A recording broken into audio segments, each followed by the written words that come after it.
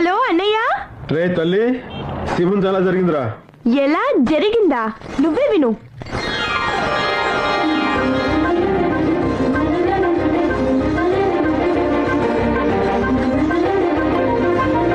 ఊరంతా వచ్చారు తెలుసా.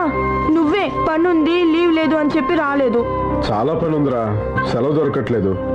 లేకపోతే రాకుండా ఉంటానని చెప్పు. పో అన్నయ్య, నేను నీతో మాట్లాడను. ఏంటి బావా? వరానికి ఏం ఇబ్బంది లేదుగా? ఇబ్బందా? అదేంటో వరాన్ని అడుగు. ఒకే ఒక ఇబ్బంది ఉందన్నయ్య. ఏంట్రా అది? ఇప్పుడు నీ చొక్కాలు నాకు పట్టట్లేదు. ఏ? నాకొక్కదానికే అయితే పర్వాలేదు, ఇప్పుడు నీ మేనల్లుడికి కూడా కలిపి వెయ్యాలి కదా మరి.